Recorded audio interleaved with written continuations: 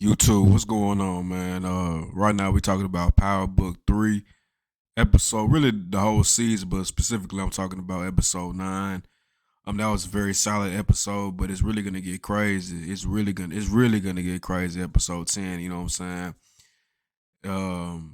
For starters, I'm really talking about Jukebox right now and her future when it comes to the series, because we all know, and I keep saying this whenever I make my reactions to Power. When it comes to Raising Kanan, which I think is a good spinoff, is really turned up the past couple of seasons. But as I'm watching it and I'm falling in love with these characters, or I'm getting attached to them. It's kind of bittersweet because we all know that the majority of these characters is not. I mean, they're not in the original Power. You know what I'm saying? Some of them is at, who's I think the people that spoke on in Power is pretty much Rock. That's it. You know what I'm saying? In a Breeze, but he hasn't made his appearance yet, which potentially that might be unique. But I'm not trying to fall into that trap. I know it's kind of like a meme nowadays that everybody talking about. Nah, that's Breeze. Nah, that motherfucker Breeze. Like y'all need to get some motherfuckers be trolling. It's just funny, but some motherfuckers be dead ass serious and they just be losing their goddamn mind. Breeze is gonna pop up whenever he pops up, man. But I'm talking about Jukebox right now, man. And it's kind of crazy, and also in Raising Kanan when it comes to Jukebox story, because we all know how Jukebox turned out in the original Power. She was cold blooded, man, and she, I don't even know how to put that shit into words. I mean, when you in the game, or you if you always think of life as chess. And in Jukebox, she did use her pawns very well, and she'll take out a pawn herself if she feel like they're gonna be a liability. I mean, we seen that shit. So the question is that everybody is looking at is how does she turn into that person? So when I'm watching Jukebox, during the Raising Kanan series, I'm like, man, that's cool. I'm watching Jukebox, but it's like, damn, we just finna be seeing her just go through it, go through it, go through it, have a little bit of light that she gonna go through it some more. So it's kind of like damn, this shit kind of depressing, ain't it? But this is what everybody want to see. It's kind of fucked up. We're like, yeah, we want to see how Jukebox get fucked up. We want to see how she got like that, and it's kind of fucked up. But when I was watching the guy while I was saying on my reaction. When I was watching episode 9 and Butter finally made their debut performance, and the shit was live. They did their thing. Jukebox is the lead role. I thought, when I'm watching the performance and Jukebox is doing her thing, I'm kind of having anxiety. Like, damn, is Crystal gonna do some hating ass shit?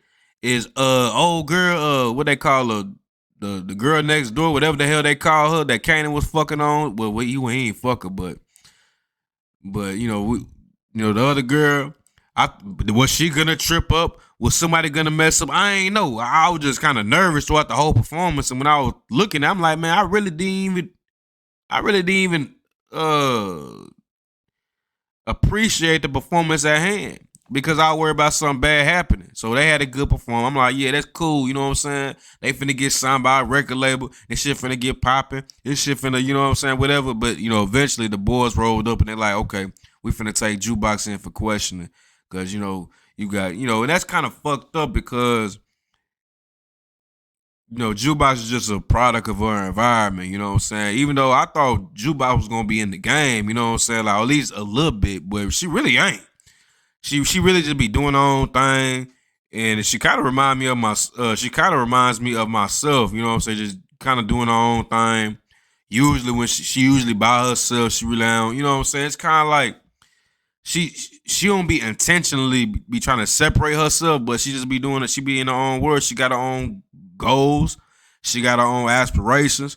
She ain't trying to be, you know what I'm saying? Even though she's around all these characters, I'm talking about Uncle Marvin, Rock, Lou, and Kanan, you could be easily influenced and just fall right in line. But instead, she's always doing her own thing. I know she's going back and forth about the military, and I was kind of like giving us some. I was giving us some. Now I wouldn't say slack, but I was kind of making fun of her. Like, girl, how the fuck you gonna leave you fucking rehearsal, and then you gonna go right back to the damn recruiter's office? Like, girl, pick one. But now since do y'all really believe that the butter situation is over in general. I think it should be one. I think it should be one more thing that should happen because I mean, if she gets dropped all because the police pull up and like, yeah, we got some questions for Jukebox or whatever or Revern, that's not a good enough excuse to drop her completely. Like that really doesn't make any sense. So that does happen. That's kind of fucked up and that's kind of rushed writing, in my opinion. But we'll see. But hopefully that won't be the. Cause I feel like they should do. I feel like they should do some more storyline with the group Butter.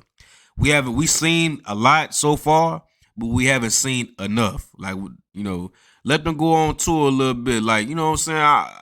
I know it's gonna be fucked up, but we need to see more of Butter. You know what I'm saying? We need to see more Jukebox and her singing and shit like that. And but I'm just curious on really what's gonna be the final straw for Jukebox to say fuck it, man. I'm finna get the fuck up out of here. I'm finna get the fuck up out of Queens, man. Cause I know it's really gonna be a major influence for her to leave is cause Uncle Marvin.